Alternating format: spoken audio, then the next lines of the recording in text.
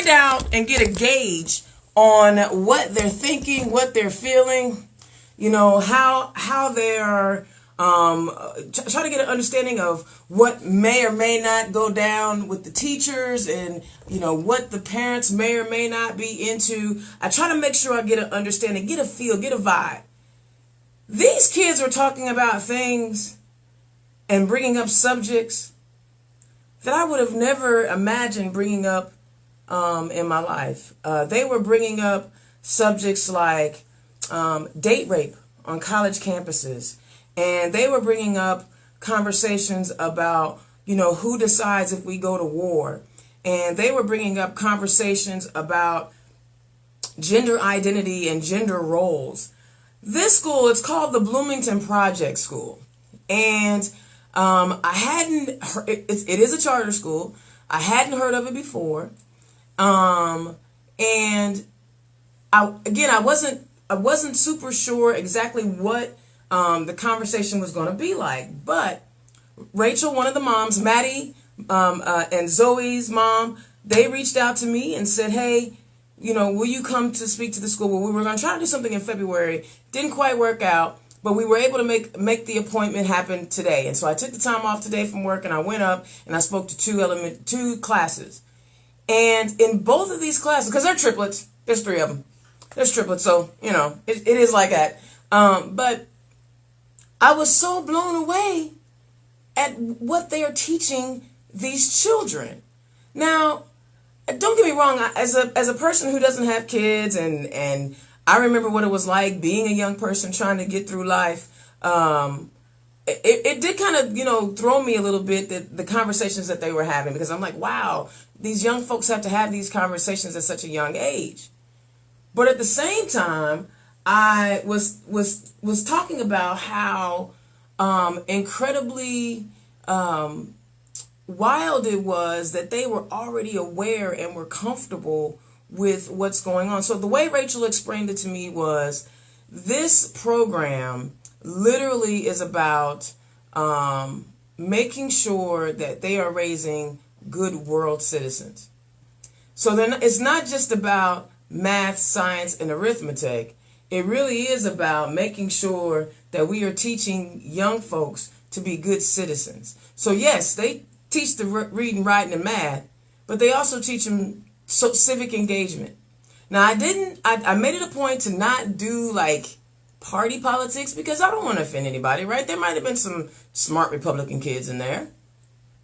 But the issues that they were talking about were so far beyond where you would think young folks are. And the only other thing that I could think to say about that was, man, I sure wish more students had the opportunity to have these kind of classes or have these kind of teachers. First of all, let me just tell you, these teachers are amazing, right? These teachers, you know, because I always look to make sure I'm not saying something stupid. You know, I always make sure I look around at the adults in the room to make sure that I'm not saying anything dumb, anything stupid.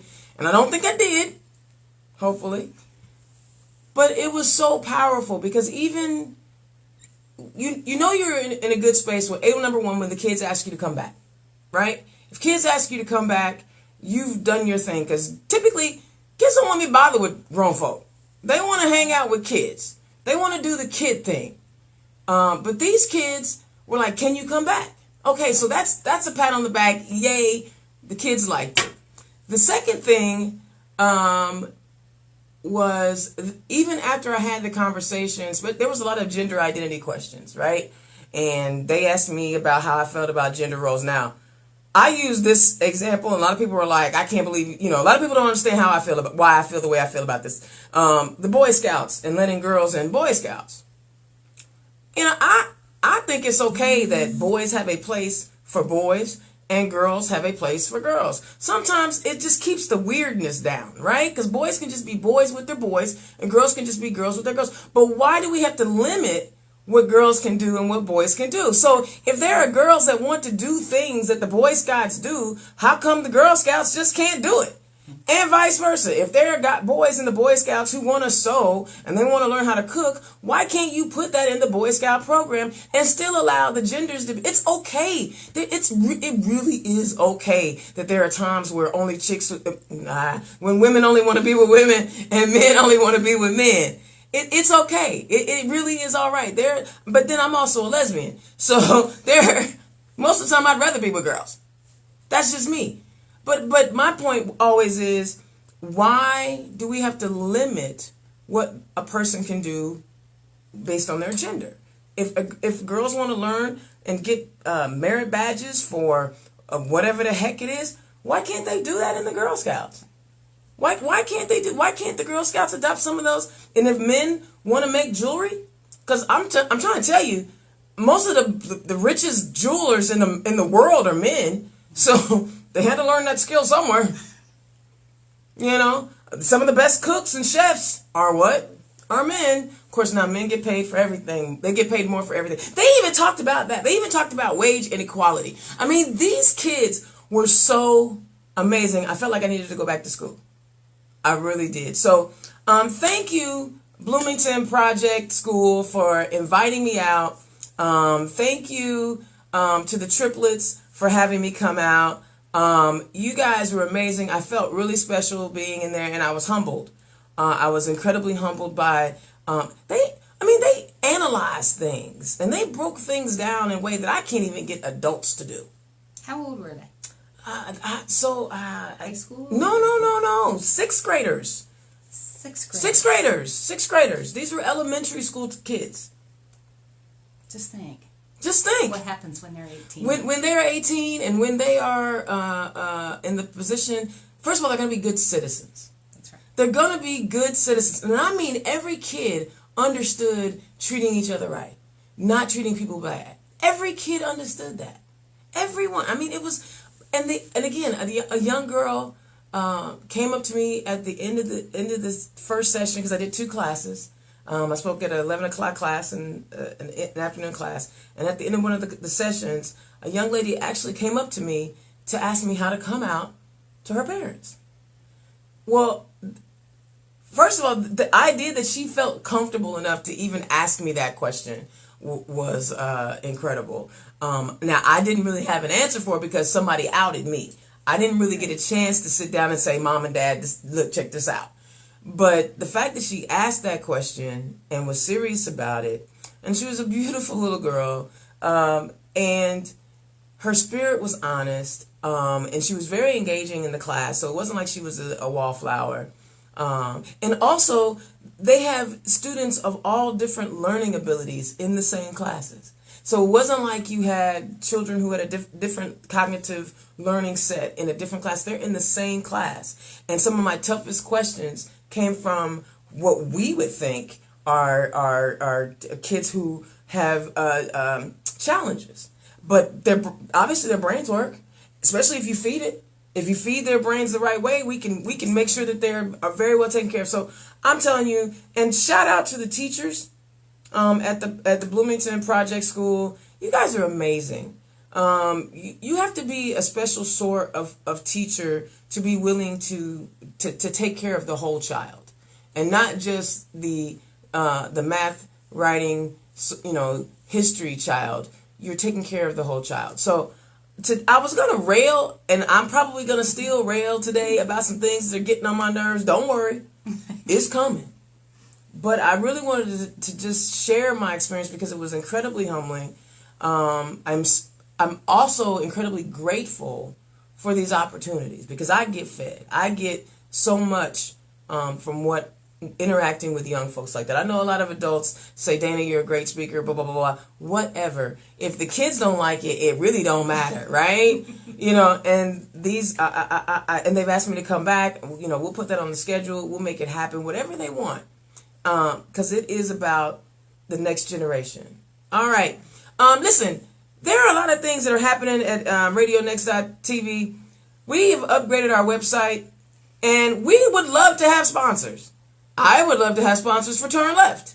So if you want me to advertise or share your information on my show, or you want to sponsor this show, so, because you got to keep the lights on, please reach out. Go to the website, go to radionext.tv, go to the website, sign up and become a sponsor, because we could really use, some money. Yep, I'm asking for money for Radio Next and Turn Left, because, got to pay the bills, right? Got to pay the bills. So if you really want your show or your event announced on the show, reach out to me, because we are getting quite a few listeners all over the state. So this is real. It's real business.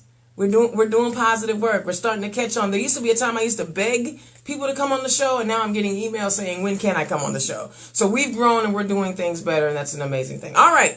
Enough of me and my day-to-day. You ready to do some railing? I'm ready to do some railing. You ready to do some railing? Day. Yeah. I'm jealous of that day today. I want to do some railing. Okay, so you always, when you're out and about and you're meeting people, you always get a chance to meet more incredible candidates who are running for office. I met Mechelle. I don't even remember how I met you. You just seem like you've always been there. I think we actually met at the Women's March, the first Women's March. Okay, gosh, so that was a year and a half ago. So you haven't. You just always been there. You just always been there. Okay, and she's just a really, really smart lady. She gets it. You guys, I think you're going to fall in love with her. I love everybody, I know, but you will fall in love with her like I have. Please welcome to Turn Left, Mechelle Callen. Did I say that right? That's not right. No. Mechelle Callen. What am I doing with the Mechellen? Because my middle initial's M, so people do that all the time. Oh, well, why are you messing with my head? Okay. Welcome to Turn Left. Okay. Thank you. How are you today? I'm great. Good. I apologize for the little technical difficulties I had going on, but technology, it is what it is. But the great part is you'll be able to edit all of you in. Okay. There's not going to be any editing of you out. Like, oh, she didn't get me. We're going to get all of you. Okay. That's the wonderful thing about having that 10-minute, before I bring the guest in. So, where are you running? I am running for state representative for District 40. Now, District 40, please give me a geographic location of District 40 for the folks. So we are west of Indianapolis, so okay. Hendricks County. Okay. The majority of Avon, a portion of Plainfield, and a portion of Brownsburg makes up this. Excellent. Hey, Ty Flea Hardy. You can vote for her. Anyway, I give Ty Flea. He lives out there in the neighborhood, and I always give him the flux. So tell the people where you come from. So, where I come from? Well, actually, I was born in Muncie, Indiana. Okay. And then I was raised in northern Indiana in a little town called Decatur. Okay, I've heard of it. Yep. Yep, so small that we had to drive to Fort Wayne to see a movie, so that was a 20-mile trip just to see a movie. So, pretty small town. Okay. And then when I was in high school, we actually moved back to Muncie. My dad was a construction worker, and so we went where the jobs were. Okay. And so he built Emmons Auditorium when I was born. Okay. And then he went back and built the architecture school while I was in high school. Okay. So it was a lot of fun because actually I graduated from Muncie Northside. Yes, I am a Muncie public school educated kid right here. Excellent, excellent. And I got to graduate in Emmons Auditorium that my father had built 18 years before. So wow. That was a pretty awesome experience. That is pretty awesome. Yeah. So let me ask you this. Did you go to college? I did. I did my undergraduate at Ball State University. Okay. So I stayed in Muncie. Okay. And attended Ball State. And then when my kids were little, I had a desire to go back to school. My husband said, I got your back. And I went to Indiana Wesleyan and earned my MBA. Excellent. So imagine that. You went to public schools and you went to college. Yeah. You mean to tell me public education can produce college kids? I'm telling you, it does every day. Hey, my Facebook people. Good kids. Sorry, we're sideways. I apologize, but when we repost it, we can post it, I think, the right way up when I do some editing. Yeah, it's coming out sideways. But they see. I apologize, y'all. Technology. If I fix it now, then you guys are going to be like, what are you doing? So anyway, so tell us about when you decided to go to college, what you wanted to study. So get back on track here. Yeah. So actually, my undergrad's in political science and history. Okay. And when I was asked what I wanted to do in high school, I said I either wanted to write speeches for the President of the United States or I wanted to be a lawyer. Okay. Neither one of those things worked out exactly. Well, you probably should be writing speeches for number 45. He could use some help. Well, of course, he might not be able to read them like he's supposed to. Because he has a hard time with scripts. Yes. So I'm going to just take a pass on that opportunity. Not that it's really been given to me, but I'll pass it. I understand. So, and then, are you married? I am married. May 28th, it will be 30 years that I've been married. Not 30 years. 30 years. Mm-hmm. Wow. Well, I've met your husband. Tell us his name. Todd. Yeah. You know, I'm a lesbian, so you're safe. But Todd's kind of cute. I've met Todd. Yeah, I think he's pretty handsome. I think he's a cool guy. And one of the things I love is that, spouses always will, be as supportive as they possibly can. And I know Todd is just that supportive. So congratulations on having, that level of support. Thank you. He is my ally, always has been my male ally as I've pursued my dreams as a female in the workplace. Okay. So. And so you got any kids? We do. We have 2 kids. Our son is 25. Okay. And he is a second-year medical student at Whoa. IU School of Medicine. Okay. Yeah, he told us when he was about 5 years old, he started telling us, I'm going to live in Africa someday. Wow. I was like, no, you're not. That's a little far for Mama. Oh, okay. And, you were being selfish. Yeah, okay. Yes, I was. All right. And then when he was about 12, he started talking about wanting to be a physician and be a physician in Africa. He's actually been in Africa, lived in Africa 3 times already, working in some clinics over there. Huh. So, guess you didn't know anything, huh? No. You know what? Destiny calls. Mama's got to step back. Oh, okay. Well, So, and see, it's so crazy how ambitions are so different. I told my mother I wasn't working weekends. Yes. I said, I'm not working weekends. And she was like, yes, you are. Yeah. I don't work weekends. But I should have said, I'm going to, if I had said the right thing, maybe I'd be in Africa with your son right now. Well, yeah. Yeah. Maybe. But he works weekends, so I'm not sure. Well, yeah, I never. I never wanted. I didn't want my parents to work weekends because we couldn't do things on my mom. But my mom worked at the hospital. Right. The hospitals never shut down. Never. No. So 24/7. Yeah. So then we have our daughter Abby. Okay. She is almost 20. Okay. She's gonna be 20 in June, so we can't say she's 19. She make sure we know. June she's what? 15. What's her name? Abby. Abby, you were born one day after your homegirl right here. I'm on the 14th. Well, love that Gemini. go. And I think Sherry Shipley, who is running for Residency, is born like June 11th. There's something in the... I will never forget that then. I can't remember. That might be like the wrong day, but I know she's also a Gemini too. So I'm just saying, we're getting close. What do you mean, who? Oh, sometimes Geminis can be a lot. Yes, and that's why we have radio shows. Because we're a lot. You're right. We have radio shows that are sideways, but we're still whatever works. Whatever works, because we can flip that. That's the good thing, right? Yeah, so she's a sophomore at Indiana University. Okay, sophomore. All right. She's, I tried to convince her to go into IT, informatics, because, I was talking about how it's not a field a lot of women are in. Right. She survived one semester of coding and said, not my thing. Oh, but see, here's the thing. I'm an IT chick. I know you are. I'm an IT chick. So there are so many other things that you can do with that information technology. I am not a coder either. Right. I'm not that either right now. But when I worked in the IT department, my job was to help show businesses how IT can make their businesses more profitable, more efficient, things of that nature. So maybe, if it's coding is not for everybody.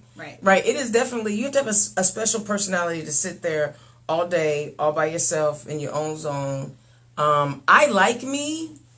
I really do, but that was just not my calling. Yeah. I got to talk to people. I can't imagine that. I just can't imagine that.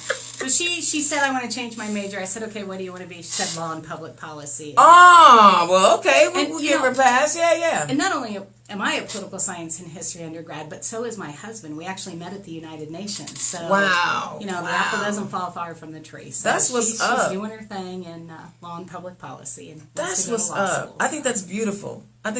So you're 2 for 2, man. Law school and med school. You're a proud mama. Yeah. I just want them to be happy. Follow their dreams. Do what they love to do. Whatever that looks like, even when it's halfway around the world. I figure I got suitcases. I can travel, right? Well, yeah, and you smart. You know how to get from point A to point B. Yep. Because you got that graduate degree, girl. Something about that graduate. Because now you got your graduate school is my undergraduate. I got my undergraduate from Indiana Wesleyan. That's right. So we share the same alma mater. So that's a beautiful thing. So I know you're smart. How about that? Yeah. Okay. So let's talk politics real quick before we get into your campaign. Because normally I rail, and today I didn't get to rail. Because the kids mellowed me out. They made me all sweet and Auntie Dana-ish. Tell me, so I know you know about the special session.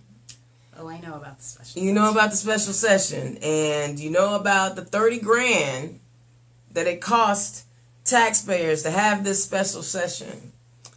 There was one piece of there were a couple pieces of legislation they wanted to get passed. None of which were really, like, in my opinion, good for the people of Indiana. But we, lowered some more corporate tax rates, and there was a couple of school takeovers.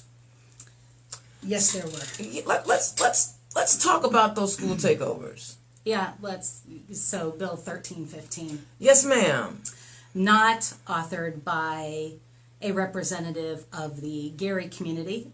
Mm-mm. Not authored by a representative of the Muncie community. Mm-mm. But Crawfordsville, Indiana. Crawfordsville, his name is Tim Brown, right? His name is Tim Brown, and he is the author of 1530, and he constituents. And now you have this guy who knows nothing about Gary School Board, Gary people, Gary constituents, Gary anything, deciding that Gary voters should now be disenfranchised. Tell me about what you think of that. Well, a couple things. First of all, I'd like to know how often he's actually spent some time in Gary. Probably none. Listening with the probably and understanding their needs. I'm going to guess none as well. Probably none. He's probably never spent any time in Gary. He probably just drives through on his way to Chicago, and literally drives through. Yeah. And then, since when do we decide how smart voters are and what voters' rights? Because in my opinion, what he said is basically, I know better than all of you about what's happening in your community and what's good for your community. Mm. And I'll tell you, as a Muncie Public School graduate, this has been very personal for me. Absolutely. So and now so it's interesting how the school districts are they handle them two different ways. Muncie School is actually being taken over by Ball State. Correct. Now is Ball State a private college institution or public? Nope. State. It's a state. College. Okay. So, and has Ball State, being a great institution, have they actually managed a secondary school district before? Well, not a public school system, but my understanding is that they've had some involvement with some of the charter schools, but not with public school. And here's one of the things that I think about that too. What happened to collaboration and partnership? Hello. I have been going to Muncie Ball State University homecomings for years. Mm-hmm. And I can tell you that the things happening in Muncie didn't start happening a year ago, 2 years ago, 5 years ago. Let's talk about 10 plus years ago. So where's Ball State been for all of that? Not just putting student teachers in the schools, but there has been opportunities for cooperation, collaboration. Mm-hmm. When I hear things like, well, we want to bring Ball State in this advisory and move the school board, again, an elected school board, to an advisory role because we want to bring in people who are innovative. I can guarantee you there are people who are innovative who live in Muncie, Indiana. So. Absolutely. And what was really scary about both of those, about that particular situation is that they were saying there could be people on that school board who don't live in Muncie. That's correct. They only have to put 3 people on this board that live in Muncie. So now the majority will could live outside of Muncie. And when we go back to Gary, I see the disparity in how these two schools are being treated. And you know what? If I were from Gary, you know what I'd at least be saying? Where's my Ball State at? Hello? Oh no, they don't want a Ball State up there. So now, the demographic makeup of the school systems is something that anybody can look up and find for themselves. But I'll go ahead and share it with you. So the Muncie school system has like a 68% white students, with minority students making up the rest. A collection of minority students making up the rest. In Gary, there are a total of, I think, less than 10% white students, and the rest are people of color. So I don't know how much race is playing a role in what's happening in Gary. And literally what has happened is the elected school board in Gary now does not have a say in what happens. And the emergency advisor, the emergency manager can do whatever they want without the approval of the school board. That's correct. To me, that is just, it's incredibly insulting. Tim Brown from Crawfordsville. That's insulting. Because I bet money you wouldn't let anybody come into Crawfordsville and take over your school and say that your school board has no say in how your kids are being taught. And just to flip-flop back and forth, because first of all, you put two school systems with two separate problems in the same bill. That's correct. Right? Mm-hmm. Ball State, are you going to allow the teachers to hold on to their collective bargaining agreement? That's up to Ball State. There's a good chance that the teachers will lose their collective bargaining and lose their contracts. Absolutely. And see, now we're talking about not just the kids. Now you're talking about, essentially, I don't understand why people don't get that if a happy employee is going to be a productive employee. Now you've just pissed off every teacher in Muncie. And how many of those teachers are going to stay? How many of them? We already have an incredible shortage of teachers anyway. This bill, we thought we got away with one. We thought we dodged a bullet. But they decided to, suspend the constitutional rules of the General Assembly. They suspended rules when they were going through the process of getting this bill to the floor, get it to the House floor, the Senate floor, and getting it passed. Ladies and gentlemen, if you're not really sure that having a supermajority in the state of Indiana is a good or a bad thing, here you have one government entity literally taking over another government entity. That's correct. Can you imagine the federal government coming in and saying, Indiana, you are no longer have the ability to govern yourself, so we're just going to take all this over. Now, here's the part that kills me. You can jump in anytime, all right? The General Assembly and these elected officials have now decided that Gary and Muncie don't know how to financially manage their school systems. Right? Well, if we gave them enough money. Do you want to talk about the fact that we're not keeping up with the cost of inflation for our schools? And we spent more on our rural schools in 2014 than we did in 2017. When you adjust for inflation, we're spending less today than we spent in 2014. You're following me. You're following me, right? Do we want to talk about the We want to talk about it, because here we have a government body saying you don't know how to financially manage your institution. But the General Assembly had to do an emergency funding of $25 million this year and $75 million next year. So how is it that a government body who obviously doesn't know how to be financially responsible for the entire school systems of Indiana think that they now can manage the school system in Gary, which, Tim Brown, I bet you have never been to Gary. Ooh, boy, you've never been to Gary. And you know what's annoying, too? When the representative from Muncie, Sue Hinton, asked about some things. Yeah. Well, you know what Tim Brown told her? We've got this. We've got this. Don't worry about it. Does that sound like you need to sit down? Nevertheless, right? Mm-hmm. She wanted to be involved in this process. Yeah. And so I've taken some questions from people, and I would say some grief and some private messages on Facebook about, I posted that day. Because again, this is very personal to me. My kids are public school educated kids. My husband was public school educated in New York City, where they had to go to school from 6 a.m. to noon and from noon to 6 p.m. because they had so many kids. Whoa. They couldn't get them all in New one York place. City. They couldn't get them all in one place. Yeah, we are a public school educated kids. I have a lot of friends who are public school teachers, and they were like, why do you think this is a bad thing? And I said, it is, not only does it take away communities' rights to vote, they elected those school boards. Yes, they did. Elected them. The whole issue with the teachers and their rights and their collective bargaining rights. But we have to look at the bigger picture. Who's next? Well, exactly. They gave a list of schools that, according to this criteria, dropping enrollment, not financially stable. I think if I remember correctly, reading, there were 10 to 12 schools that could be next. Absolutely. And you know what we just had to do out in District 40? Avon just had a referendum on the ballot. To raise money for schools. The referendum passed, 55-45-ish, so pretty close.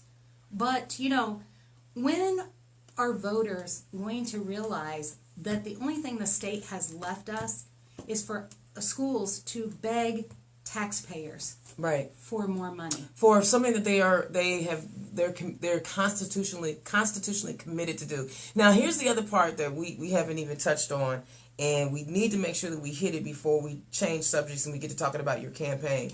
Okay. And it's still on this. Typically what happens, so this is the first time Indiana has actually taken over schools. That's correct. Right? This is the first time Indiana has done it. But there are examples of other places where they've done it, in Tennessee, Mississippi, and some other school corporations, with mixed results. Right? New Orleans was a little different in that because of Hurricane Katrina, those were extenuating circumstances, and then whatever successes they had, the demographic of the city changed. So, you know, I would almost say, once they got rid of the black folks, they actually cared about the schools again. But I'm not going to go there. I'm not going to say that out. Oh, I did already. Never mind. It's okay. But and mind you, these are brown and black schools. This is happening in. This is not, now. What usually happens is the government entity itself doesn't actually manage the school systems themselves. They end up contracting these out to charter schools and for-profit schools. That's correct. So if you think it ain't about the money, it's about the money. It's all about the money. There's millions of dollars in education that the state is supposed to supply to the schools. Now they're going to give it to these corporations, these entities, who, what the first thing they're going to do? Take their money off the top. And what is left is for the kids. See, I'm going to say this one more time. I know a lot of people are like, I don't get off into politics and I don't want to talk about politics. If you want to educate your kids, you better talk about politics. That's right. Because not every parent has enough money to fill the gap of a voucher.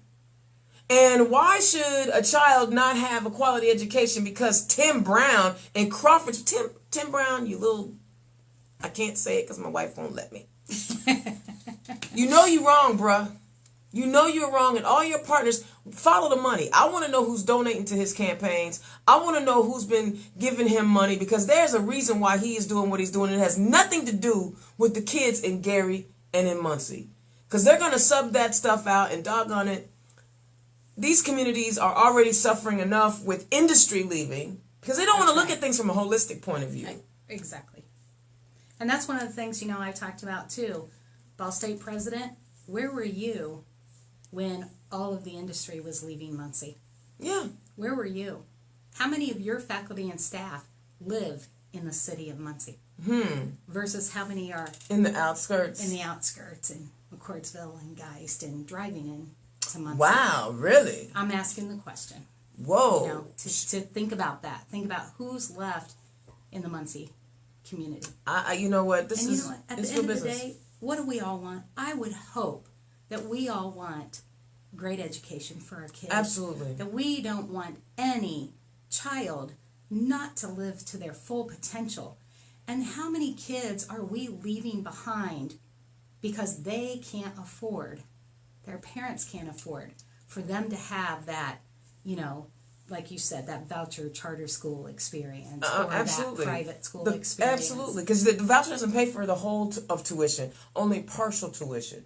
And right. and even that whole thing, this is one of those things that and when I got to say this, when I first started talking about running for office and being a politician, education was the one thing that I lacked. I had no knowledge. I didn't even know where to begin. I was just so out, like, I don't know what's going on. The kids getting taught. I mean, my only experiences were my experiences. But after talking to teachers who, I'm sorry, I understand that schools are for kids, and I get that. But if you don't have quality teachers teaching your kids ain't getting crap. And we need quality teachers. When I started talking to teachers about their concerns and what they were seeing, and the outdated textbooks and the outdated the buildings and the maintenance that's need to be done, all of these things contribute to whether or not a child will have a conducive learning environment. If y'all ain't paying attention, my goodness. So now, in order for us to fix this supermajority, right? In order for us to fix this, what we have to do is we have to elect people all over the state that can get in here in our House seats and these Senate seats. And that's what Mechelle is trying to do. Mechelle, tell us about what's your campaign, what 3 issues you're running on. I mean, I know education is one of them. So let's move past that one, because we know that. Past that one. We've talked about that, and people can, chat with me more about education at any point, because I'm very passionate. So talk to me about, why you want to represent the people of District 40. Well, there's a couple reasons. One, Avon's been my community for 25 years. When we moved back here from New York, I took a 3-year break to go out there and marry my husband, and I said, I think I need to live in Indiana, and he said, you're going to need to try New York. Well, for 3 years. So we were married 3 years, May 28th and 4th of July. We were right back here in Indiana. And now we know who won that one. He's a Hoosier. All right. But, that's been my community. And to be quite honest, I've watched some of the decisions that our representative has made. I've called him out on some of it, and he consistently has told me that he represents the constituents and the values of the community. But some of the ways he votes does not represent me, does not represent my family. And I want Avon and Danville and Plainfield and Brownsburg and, all of Hendricks County to be able to continue to grow and develop. And there are just issues that are really frustrating to me. We have all these warehouses in Plainfield. You do. But we need workers. Okay, well, unless they got cars, they're not getting out there. Exactly. Unless they have cars. And not only getting out there from Indianapolis, but coming in from Amo and all of Pittsburgh those. Yeah, Clayton and all those places. There's just not that opportunity. And yet we have warehouses with signs, hiring $15 an hour. But we can't get the people to the jobs. We've got to do something. Well, Justin Moed, maybe you guys can work together, because he tried to introduce a bill so that we can just talk about mass transit, not spend money on it, allocate money for it. Can we make it not illegal to talk about mass transit? I don't know. That might tip the balance of potholes. Come on, JD Ford, come on.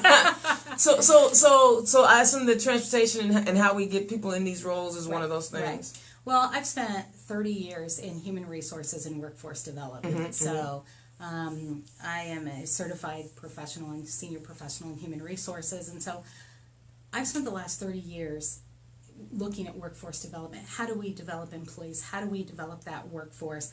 And that's another reason that I wanted to run for office, because I believe that we have folks in our community, we have Hoosiers that are underemployed. I believe we have Hoosiers, I know we have Hoosiers, like, those carrier workers out by me who were promised jobs and then subsequently lost their jobs. And what have we really done to create retraining opportunities? We haven't done enough. Exactly. I know that, okay, first of all, we should have been paying closer attention to the fine print, because if you saw the tweet this week, 45 when he said he was saving jobs, he was saving Chinese jobs. He really wasn't saving jobs in America. We're going to have a deal with China so we can save Chinese jobs. Are you serious, Orange Boy? Are you serious? He actually tweeted that. Yes, he did. He's saving Chinese jobs, but he couldn't save American jobs. He was talking about it today. You listened to it? Oh my! No, I listened to. I read it afterwards. I can't. And then the other thing is, Governor Holcomb is incredibly proud of his workforce development bills that were passed and signed into law. So he's working to get. I get the bills. I'm not even gonna tell you that I don't like them. I like the bills. I like, but we still have other problems too. Absolutely, and we have such a focus on education to say everybody has to go to college. This is the one way to succeed. That's not true. Nope. My dad put food on my table, our table, my entire life in the construction industry. My dad worked at Citizens Gas and Coke. Yeah. But you know what he was? He was a union man. Yep. So is my dad. See, and busting up of unions. Oh my God. Well, we could talk about that forever in the construction wage.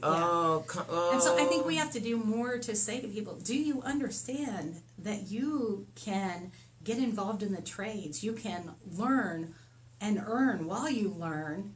And you have this great opportunity. I was just talking to a journeyman the other day, making $54 an hour. Get out of town. That's way more money than I've ever made. And so you think about the number of open positions we have in the trades, begging for people to come into the trades. And are we doing enough to encourage and incentivize people to enter the trades? Do people even realize, do young people even realize the opportunities? Well, there was one young little girl today in one of my classes. I kid you not, this is not something that I made up. Young lady looked at me because we were talking about gender roles. We were talking about gender. She says, I want to be a plumber.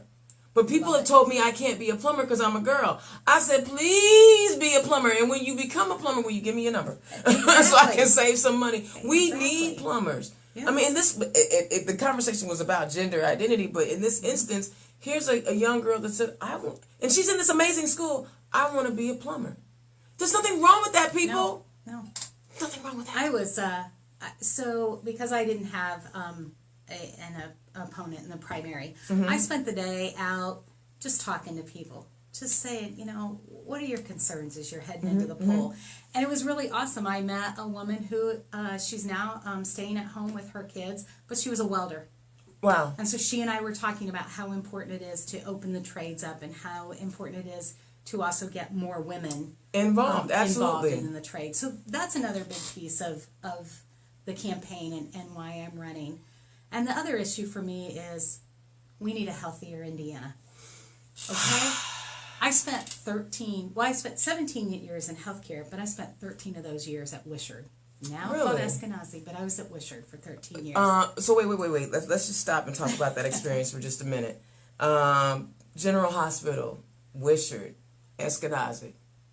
Tell me what you've seen in those years and what your roles were to allow you to see what you saw. So I started out there as the director of volunteer services. So I was responsible for getting all those little women in their pink coats out. The candy strappers. Yeah, the candy strappers and all that out. Over the 13 years, I held about 6 different positions, and then when I left, I was the director of the Wishard Institute for Employee Development. So okay. Developing employees. And but I had the opportunity to be part of teams that created special projects. For example, we started a palliative care program, and I got to be on that team. Okay. You would be amazed, or maybe you wouldn't be, at the number of people who have nowhere to die. I mean, and that's a really serious thing to say, but it's true. And people don't think about that. That for people that are disenfranchised, that don't have the economic means, it's not like, oh, we'll just call in hospice. That's not how it was working for a lot of our patients. And so we created a palliative care program, including a palliative care unit, so people could die with dignity in the hospital. Please define palliative. I just want to make sure we all... So end-of-life care. End-of-life care. Okay, so thank you. Normal hospice type thing. I helped to be a founding member of Legacy House, which is a service center through Health and Hospital Corporation. That is the umbrella under which Wishard falls. Legacy House is for victims of violence. Not just domestic violence, all violence. I will never forget when we had the children in, that there had been a drive-by and the child, this is many years ago, things like this have happened since, and the child was shot in bed with the sibling next to them. Oh, man. Yeah. So I've seen people literally come to the hospital and listen to nurses talk about patients who have come in. They use the ER as their primary care because prior to having the Obamacare, people didn't have insurance, and so Right. they waited until they just couldn't take it anymore. And we had a patient who came in and never left the hospital because he had stomach cancer that had spread. Metastasized all over.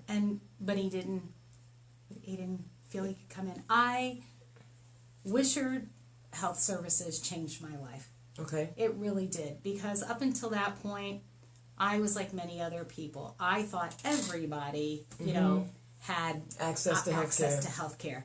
And I learned very quickly when I was at Wishard that that's not true, that not everybody had access to healthcare, and not everybody understood how they could access healthcare. So that really, very impactful time in my life, that I really understood how important having health is to an individual. I think that's amazing. You're sharing your firsthand accounts of how devastating it can be to individuals and families who don't have access.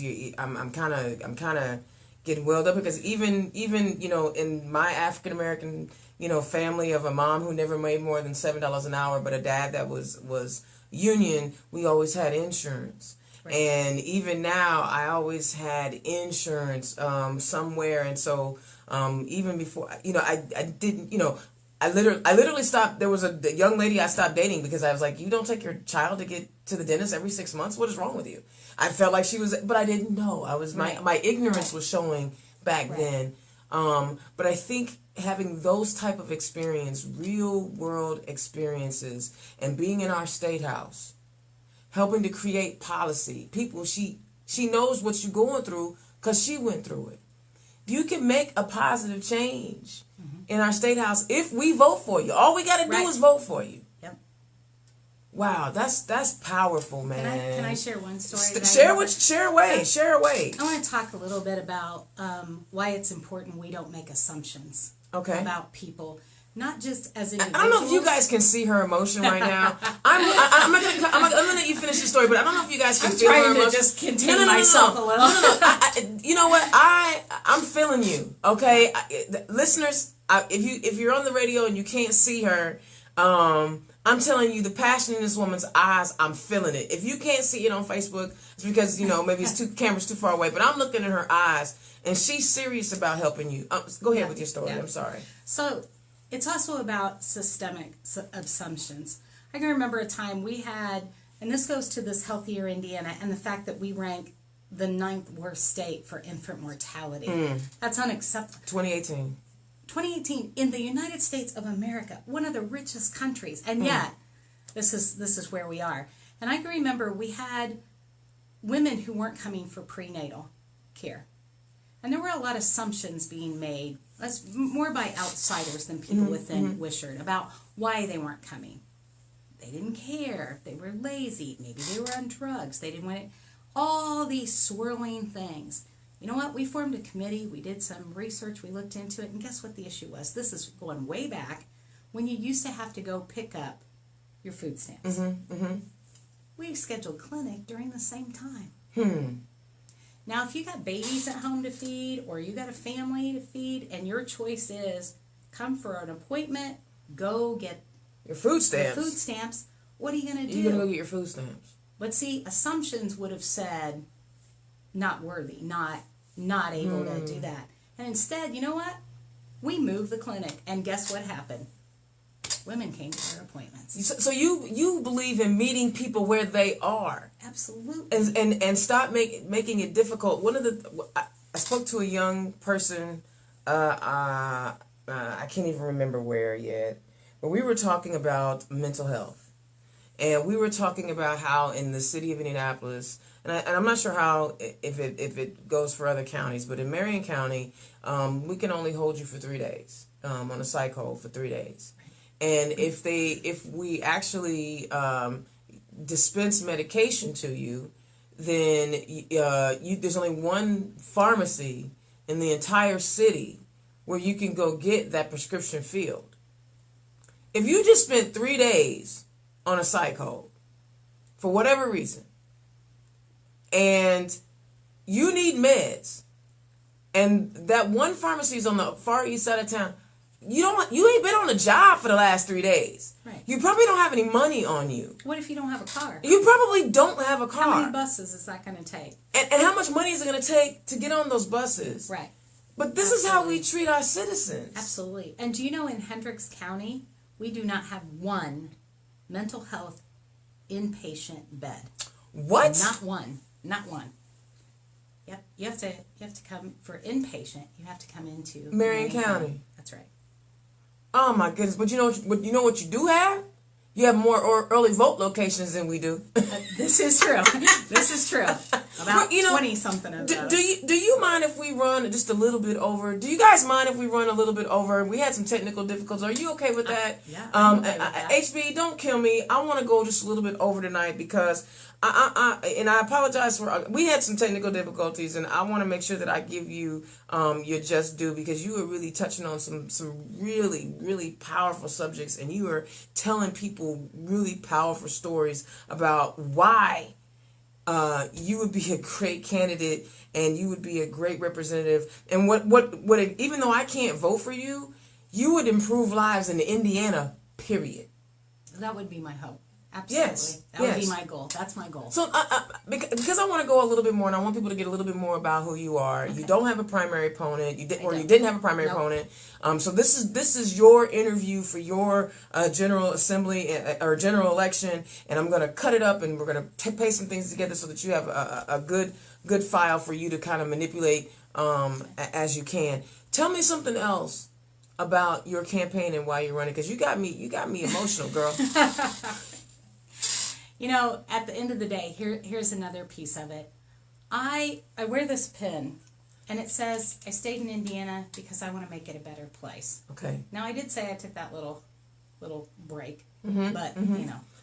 He was cute. He was cute, you know. You know how that is. You're young, you're in love. Of course, you follow wherever he may go. You know that whole thing. If I could sing, I'd sing. But I can't sauce fairy you guys all that. Hey. But I want Indiana to be a place that our young people, my children, my grandchildren, feel they belong. And right now, I struggle with that for many of our kids. One, can we just be honest and talk about what the heck? We did not pass a hate crime bill. Uh-oh. Okay, so, you know. Let's talk about it. Let's do it. I mean, that was common sense. That was a no-brainer. And I knew when I went to the legislative breakfast for Hendricks County, I knew ahead of time it wasn't going to pass because all three of those men sat there. White men, all over 60 white men, sat there and said, we don't need this. We already have the laws on the books that we need. I also heard some white guys talking about how they would be... the people would be able to hate on them and there not be any law. And I wanted to commit a hate crime at that point. I knew it was not in my best interest to do so because I kept wanting to say, dog, if somebody comes to you and says, and hits you over the head and says, I hate white people, that's a hate crime. Right. Or die white, whatever, and they do it because you were white and you were a man, or if a woman comes up and says men are just awful and they do something to you physically or, you know, because you're a man, that's a hate crime. Right. Everybody would be protected under this hate crime, and it would be a thing where there was just a little extra penalty. I like the idea of the little extra penalty. Like you can't unfortunately we can't legislate morality. No. Right. No. But if you were coming at me, the crime is one thing, but you're doing it maliciously for another reason. Who else is going to be a victim? Hopefully we can stop you from attacking me. Maybe you wouldn't be violent if it was not for that one little thing that you have inside of you that makes you say, I want to go cause harm to people. And to say that, well, we have that and judges can make that decision. First of all, then that's not until sentencing. That's a little too late. Right. And second of all, I'm not convinced, and I could be a little cynical, but I'm not convinced that every judge in the state of Indiana would see a hate crime the way some other people would see hate crimes. Well, and you know, the other thing I didn't understand is, okay, so you didn't decide that this hate crime bill would be a good thing to do from a justice because it's the right thing to do. But let's talk about the economic implications of it. Right. You know, you're all about the economy. You know, Republicans are always like, all about the economy. Sure they are. Well, where's Amazon? Well, we're not getting Amazon. No. Let that go. No. People, we're not getting Amazon for multiple reasons. Right. First of all, we're stuck in 1952. That's one of the biggest reasons why we're not getting Amazon. Our infrastructure is crap. We're not getting Amazon. If we get Amazon, I'll be the first one in line to go put an application. But we ain't getting it, so I ain't got to worry about it. I was going to say, I'll be the first one to go down and be like, we ain't getting it. People on Amazon are going, there are a lot. We rank the highest in the worst categories and the lowest in the best categories. That's exactly right. That's who Indiana is. And I like that pin. Can I have one? Can I buy one? I can get you one. Can you get me one? I want one of those pins. Because, you know, the other aspect of that is that brain drain. I think it's cool that your son is going to Africa, but can I get him to come back? Oh, he wants to stay here part-time and be at Riley. He wants to do like 9 months here, a few months over there. Okay. Actually, IU has a special program. I hope he stays. So. Because I know that we don't always have enough residencies in Indiana. We need to expand that, people. I'm learning. I learn as I have guests on the show, right? I learned that we don't have enough residencies. We need to get more residencies so we can keep some of these incredibly smart young people. But we also have to fix the quality of life issues. Absolutely. Absolutely. And that goes back to, you know, light rail or at least some kind of health care, a clean environment. I'm gonna say it until I'm blue in the face. I will never understand how clean water and clean air became a partisan issue. How did that happen? What? Excuse me, rich people. Where are you going to live where you don't need clean air and clean water? So you're going to get the bottled water. Where are you going to get your oxygen from? Really going to walk around with a tank? I bet it's kind of hard to swing a golf club when you got an oxygen tank on. I'm just saying. When did it become a partisan issue? When did several things become partisan issues? So before I forget, what is this prop back here I got back here? What is that? What is that? Anna Murray? We got somebody else that brought a prop. So, this, my mom made me. So okay. She's 75. Hi, Mom. Hi, Mom. And she made this as a replica. I actually have a large one in my house, and it travels with me. It doesn't have arms. You can see it on T-shirts. And just go to the website and you can see it on our logo. Okay. Because one of the other reasons I'm running, at the end of the day, all of these things come down to one thing. We all deserve a seat at the table. Okay. And I truly believe that right now, many of us, for varying reasons, do not have a seat at the table. Okay. And so it is time for that to happen. So I take this chair, not this one, but the big one, out with me, and as constituents kind of get on board, and they're like, yes, I believe this. I want to be at the table with you. They sign the chair.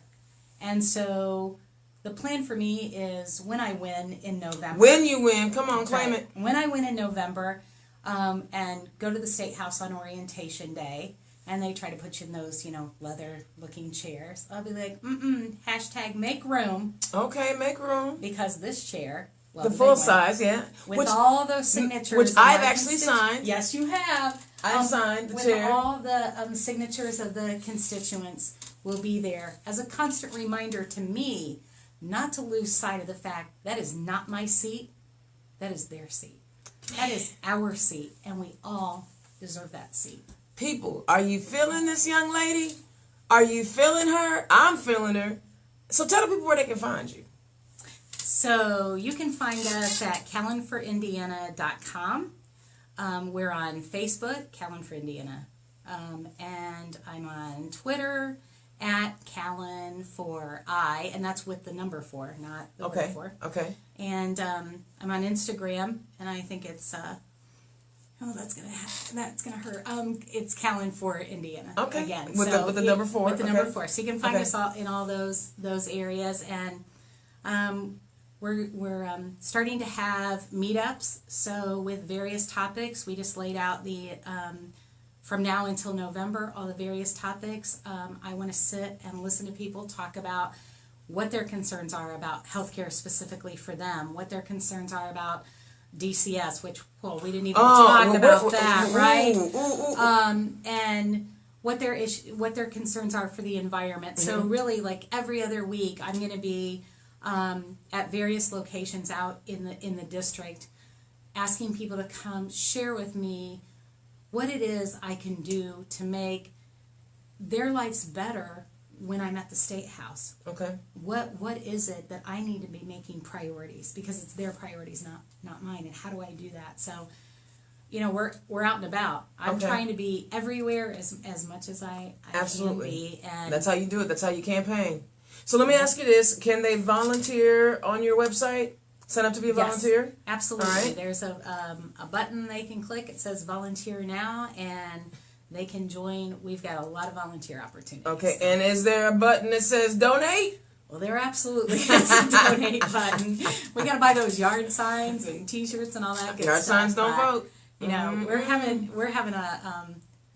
I think you'll go on the website too, and you'll see some of the volunteers talk about why they volunteer. Okay. We actually have a lot of fun. We're a fun group. I met a few of your staff. Oh, you missed the best. One of the best volunteers I have. Her name is Rain. She's 6 years old. They're always the best. Yes. And so for her training, we had her practice knocking on my door with my husband answering. It was the best moment of my campaign at this point. She literally knocked on the door. My husband answered the door, and she said, "Hi, would you like to talk about Mechelle Callen?" And of course, my husband said, "What? Yes. Who is she?" And so she said, "Well, she's running to be a state representative." And he asked her why, and she said, "Because she's really nice, and she's good to people, and she cares about people." And at the end of the day, I thought, you know what?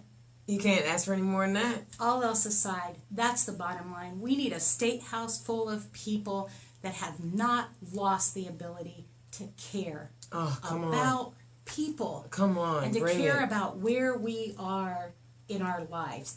As you said, meet people where they are. Give them the hand up. Give them the resources they need. Help them be self-sufficient. Exactly. Nobody gets up in the morning and says, "You know what? I'm just going to suck today." Yeah. I just want my whole life to be a difficult. It costs more to be poor. And what parent doesn't want a better life for their kids than they've had? But we got to do our part at the State House, in the governor's mansion. We have got to do our part in the city government, on our school boards, everybody. We have to remember why we serve. Come on, why we serve. And that is to make everybody have the opportunity to be their best them. So and that's what it's really all about. When your government is not doing those things, and I'm sorry, right now that supermajority in that state house is doing everything they can to and it's happening right in front of our faces, people. It's not even like they're doing it behind our backs. They're like, you can't even stop it. You can't even stop it. So do you have any fundraisers coming up? We have a fundraiser we're working on for July 12th, so there'll be some information about that. Excellent. It's going to involve some theater, some music. It's going to be a lot of fun. It's going to happen Make sure you keep me posted on that one. Keep me posted. Inbox me and let me know what's going on. Okay, so I ran over today. I apologize for the technical difficulties. I was trying to do something different. Did not work out, but we got it back, and we still were able to have a quality show. We were able to have a quality radio show. And the Facebook Live is always the extra, right? Because this is a radio show, and it went out live like it was supposed to. But I also try to use these videos and give them to the candidates so they can chop them up and do what they want. But this is what Turn Left is all about. And I saw some folks saying thank you for the platform, thank you for this opportunity. Feel free to go on to radionext.tv and become a sponsor.